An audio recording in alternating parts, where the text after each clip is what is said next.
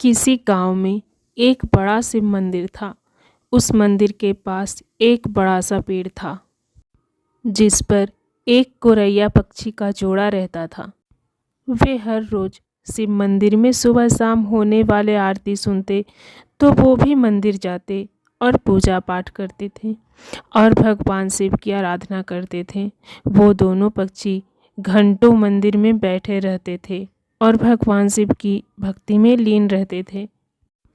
वो दोनों भक्ति में इतने लीन रहते कि उन्हें आसपास का अपने तन का भी कोई होश नहीं रहता। वो पक्षियों का यही नियम था। जब भी मंदिर में घंटी बजती, आरती होती, वो दोनों वहाँ पहुँच जाते थे और भगवान शिव की आराधना करते। उसके बाद अपने बच्चों और अपने लिए दाना पानी की तलाश करते थे। उसी मंदिर के बगल में थोड़ी दूरी पर एक बूढ़ी माई का घर था। बूढ़ी माँ की कोई संतान नहीं था। उसके आगे पीछे कोई नहीं था। वो बूढ़ी माँ अकेले ही अपना जीवन व्यतीत कर रही थी और उस बूढ़ी माँ को पक्षियों से बहुत लगाव था। वह पक्षियों को बहुत प्रेम करती थी। उसके लिए रोज अपनी छत पर दाना डालती थी और पानी भी रखती थी। बूढ़ी माँ का यही रोज का नियम था। वो दोनों पक्षी बूढ़ी माँ के छत पर आते, दाना चुगते और पानी भी पीते और उसमें से अपने बच्चे के लिए भी खाना ले जाते। उनके जीवन ऐसे ही व्यतीत हो रहा था। उन बूढ़ी माँ के कारण उनका पेट भर रहा था और साथ ही वो आराम से भगवान शिव का पूजा पाठ कर रहे थे। उन्हें कोई चिंता नहीं थी। एक दिन की बात है, वो बूढ़ी माँ बीमार हो जाती है और बिस्तर पकड़ लेती है। उनकी सेवा करने वाला तो कोई नहीं था, कोई दवा लाने वाला भी नहीं था। तो वो बूढ़ी माँ ऐसे ही बिस्तर पर पड़ी रहती है। अब वो अपने छत पर दाना पानी नहीं डाल पा रही थी। जब गोरैया पक्षी का जोड़ा वहाँ आता तो देखता है छत पर दाना पानी नहीं है। तो वो सोचते हैं कि बूढ़ी माँ कहाँ चली गई। इसी तरह 2-3 दिन बीत जाते हैं। बूढ़ी माँ और कमज़ोर हो जाती है और वह एक दिन उसकी मौत हो जाती है। जब दोनों पक्षी देखते हैं कि बूढ़ी माँ का कुछ पता नहीं चल रहा, छत पर दाना पानी भी नहीं डलता, तो वो पक्षी परेशान हो जाते हैं और वो बूढ़ी माँ को गांव के आसपास ढूंढने लगते हैं। ढूंढते ढूंढते दोनों पक्षी थक जाते हैं। तब चिड़िया कहती है, स्वामी, बूढ़ी माँ का कुछ पता नहीं चल रहा है। वो हमें दाना पानी देती थी और दूसरे पक्षियों का भी देखभाल करती थी। वो कहाँ गई? हमने उन्हें कितना ढूंढा पर वो नहीं मिली। अब हम क्या करें? तब चिड़िया का पति कहता है कि हमने सब जगह बूढ़ी माँ को ढूंढ लिया, बूढ़ी माँ कहीं नहीं मिली। उनके घर में जाकर हमें देखना चाहिए, शायद वो बीमार तो नहीं। चिड़िया ने कहा, हाँ तो हो सकता है, चलो चलकर देखते हैं। फिर वो दोनों बूढ़ी माँ के घर चले जाते हैं। अंदर जाकर देखते हैं तो बूढ़ी माँ अपने बिस्तर पर लेटी थी। उनके शरीर में कोई हलचल नहीं था। वो पक्षी का जोड़ा बूढ़ी माँ को जगाने की कोशिश करते हैं, लेकिन उनके शरीर में कोई हलचल नहीं हुई। तब वो गोरैया का जोड़ा कहता है कि बूढ़ी माँ इस दुनिया में नहीं रही, अब उनकी मृत्यु हो चुकी है। ये देखकर दोनों पक्षी बहुत दुखी हो जाते हैं और अब उन्हें दाना चुगने बहुत दूर जाना पड़ता है। इस तरह शाम हो जाती है। शाम को जब मंदिर का घंटा बजता है, वहाँ शिव जी की आरती होती है, तो वो दोनों पक्षी मंदिर में पहुँच जाते हैं और एक पैर पर खड़े होकर भगवान शिव का जप करते हैं। 1 घंटा बीत जाता है, 2 घंटे बीतते हैं। इसी तरह बहुत समय बीत जाता है। वे लगातार शिव जी की भक्ति करते रहते हैं। ऐसा करते करते 1 महीना बीत जाता है। बिना कुछ खाए पिए वो भगवान की भक्ति करते रहते हैं। उन पक्षियों की भक्ति देखकर भगवान शिव बहुत प्रसन्न होते हैं और उन्हें दर्शन देते हैं और कहते हैं कि तुम्हें क्या चाहिए, तुम जो मांगोगे मैं तुम्हें वो अवश्य दूंगा। मैं तुम्हारी इस अखंड भक्ति से अति प्रसन्न हूँ। तुम नन्ही सी जान होकर भी अपनी क्षमता से बाहर भक्ति की है, इसलिए मैं बहुत प्रसन्न हूँ। तब उस पक्षी के जोड़े ने कहा, हे भगवान, हमें कुछ नहीं चाहिए, बस आप हमारी उन बूढ़ी माँ को फिर से लौटा दीजिए, उन्हें जीवित कर दीजिए, बस हमें यही चाहिए। तब भगवान शिव ने कहा, पक्षियों, यह सृष्टि का नियम है, जो मर जाता है वो कैसे जीवित हो सकता है? मैं सृष्टि के नियम को कैसे तोड़ सकता हूँ? उस चिड़िया ने कहा, नहीं भगवान, हमें कुछ नहीं चाहिए, हमें तो हमारी बूढ़ी माँ ही चाहिए। तब भगवान शिव ने कहा, पक्षियों, अब उन बूढ़ी माँ का शरीर गल चुका है, उसमें से कीड़े निकलने लगे हैं, उनका शरीर छत बिछत हो गया है, मैं उन्हें कैसे जीवित कर सकता हूँ? तब दोनों पक्षी हट करने लगते हैं और कहते हैं, हे भगवान, आपने हमें वचन दिया है कि जो हम मांगेंगे वो आप हमें देंगे, अब आप अपने वचन से पीछे हट रहे हो। तब भगवान शिव ने कहा, हे पक्षियों, तुम्हारी हट और अपने वचन के कारण मैं बेबस हूँ। फिर भोलेनाथ ने बूढ़ी माँ के शरीर को ठीक किया और फिर उन्हें जीवित किया। बूढ़ी माँ जीवित हो गईं। अपने सामने बूढ़ी माँ भगवान शिव को देखकर भाव विभोर हो जाती हैं और वो बहुत प्रसन्न होती हैं और वो कहती हैं, हे भगवान, मेरे जन्म जन्मों के पाप और दुख आपके दर्शन मात्र से धुल गए। आपने मुझे दर्शन दिए हैं। हे प्रभु, मैंने ऐसे कौन से कर्म किए जो आपने मुझे फिर से जीवन दान दिया?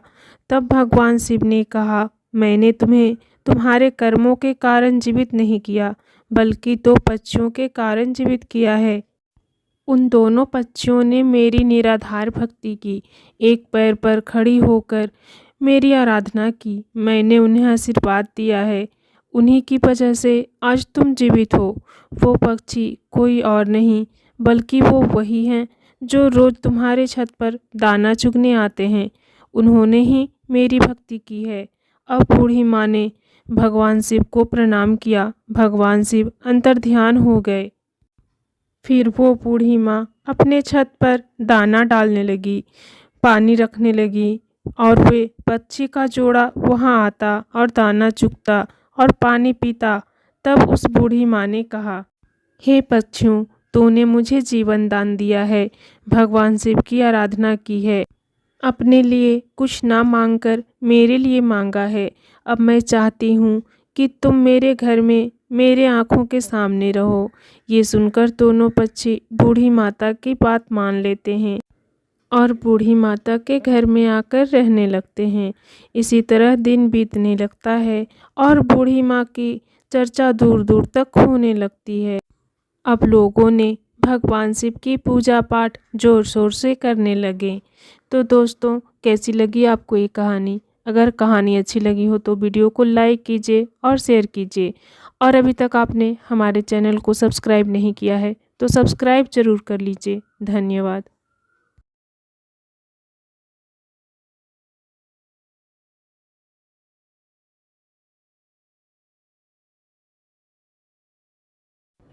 एक गांव में बहुत ही पुराना पेड़ था, जिस पर एक कौवा और कोयल दोनों रहते थे।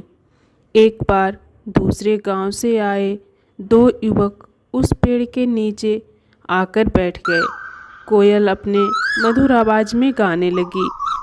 अरे वाह, कितनी मधुर आवाज है इस कोयल की। कितना आनंद आ रहा है इसका गीत सुनकर। ऐसा लग रहा है कि सारा दिन ऐसे ही ये गाती रहे और हम इसके मधुर आवाज में खोए रहें। कुछ देर गाने के बाद कोयल चुप हो जाती है। तभी कौवा कां कां करना शुरू कर देता है। इस कौवे ने तो सारा मजा ही किरकिरा कर दिया। कौवे की कर्कश आवाज़ सुनकर उन दोनों राहगीरों ने उस पर पत्थर मारना शुरू कर दिया। कौवा डरकर वहाँ से भाग गया। कुछ देर बाद जब वो दोनों वहाँ से गया तब कौवा आकर उस पेड़ पर वापस बैठ गया। कौवा रोते हुए कोयल से कहने लगा, भगवान ने हमारे साथ बड़ा ही अन्याय किया है। ऐसा क्यों कहते हो? तुम्हारे साथ कौन सा अन्याय हुआ है? देखो न बहन, एक तो भगवान ने मुझे इतना काला रंग दिया और ऊपर से आवाज़ भी कर्कश वाली दे दी। जहाँ भी बैठकर कुछ बोलना चाहूँ तो लोग आवाज़ सुनकर पत्थर मारने लगते हैं। और एक तुम हो, भले ही तुम्हारा रंग काला हो, लेकिन आवाज़ इतनी मीठी है कि तुम्हें सभी सुनना चाहते हैं। यही तो विधाता का खेल है मेरे भाई। वो जिसे जैसा बनाता है उसे वैसा ही स्वीकार करना पड़ता है। तुम मुझे कोई ऐसा उपाय बताओ जिससे मेरी भी तुम्हारी तरह मधुर आवाज़ हो जाए। ये तो कोई नहीं कर सकता कि तुम्हें कोयल बना दे, सिवाय उस शिव भगवान के। विधि विधान की बदलने की क्षमता तो केवल शिव जी के ही पास है। एक वही हैं जो ब्रह्मा जी के लेख में परिवर्तन कर सकते हैं। अगर तुम कैलाश जाकर शिव जी से प्रार्थना करो तो वो तुम्हारी सहायता जरूर करेंगे। कौवा वहाँ से उड़कर 2 दिन का सफ़र तय करके कैलाश शिव जी के पास पहुँच जाता है। प्रणाम प्रभु। कागराज, आज कैलाश किस कारण बसाना हुआ? इसके बाद कौवे ने अपनी सारी बात शिव जी को सुना दी। उसकी कहानी सुनने के बाद शिव जी बोले, हे कागराज, तुम इतने दुखी ना हो। तुम जैसा चाहते हो मैं तुम्हें वैसा बना दूंगा, किंतु मैं चाहता हूँ कि कोयल बनने से पहले तुम एक बार कोयल से जाकर पूछ लो कि वो कितनी सुखी है। शिव जी की बात सुनकर कौवा कोयल के पास जाता है और उसको अपनी और शिव जी के बीच हुई सारी बात बताता है। फिर कोयल उससे कहने लगी, भैया, मेरी आवाज़ भले ही मीठी है पर रंग काला है। अंधेरे में मैं दिखाई नहीं देती। मुझसे अच्छी जिंदगी तो हंस की है, जो कितना सफ़ेद है। सभी देखना चाहते हैं उसे। वो सरोवर में रहता है, कितना सुंदर लगता है। हर कोई उसे देखना चाहता है। कोयल की बातें सुनकर कौवे का मन बदल गया और वो फिर शिव जी के पास पहुंचा। प्रभु, अब मुझे कोयल नहीं बनना। वो तो अपनी जिंदगी से खुश नहीं है, किंतु हंस जरूर अपनी जिंदगी से खुश है। ठीक है, मैं तुम्हें जरूर हंस बना दूंगा, पर एक बार जाकर तुम हंस से पूछ कर आओ कि वो कहीं अपनी जिंदगी से दुखी तो नहीं है। कौवा एक बार फिर उड़कर हंस के पास पहुंचा। भाई, मैं तुमसे कुछ पूछना चाहता हूँ। पूछो भाई, क्या पूछना चाहते हो? तुम तो अपनी जिंदगी में बहुत खुश होगे ना? नहीं भाई, मुझे हमेशा डर लगा रहता है कि कहीं कोई मेरा शिकार ना कर ले।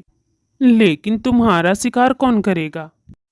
आजकल हर कोई पानी में रहने वाले पशु पक्षियों को मारकर खा लेते हैं। मुझे तो हर समय यही डर लगा रहता है कि कहीं कोई मुझे मार ना दे। यही मेरी जिंदगी है। सच कहूँ तो जिंदगी तो तोते की अच्छी होती है, हरा हरा रंग और लाल लाल चोंच। हंस की बात सुनकर कौवा तोता बनने की ख्वाहिश पाल लेता है और वो शिव जी के पास जाकर कहता है, प्रभु, मुझे तोता बना दीजिए। कागराज, तुम एक बार तोते से जाकर पूछो कि कहीं उसको भी अपनी जिंदगी से कोई शिकायत तो नहीं है। उसके बाद कौवा तोते के पास चला जाता है और उससे पूछता है, दोस्त, तुम तो अपनी जिंदगी में बहुत खुश होगे। तुम्हें कोई शिकायत नहीं होगी। तुम अपनी चोंच से स्वादिष्ट खाना खाते हो। हरा हरा खूबसूरत रंग है तुम्हारा, लाल लाल सुंदर चोंच है तुम्हारी। देखने में कितने सुंदर हो तुम। सब लोग तुम्हें मीठू मीठू कहकर बुलाते हैं।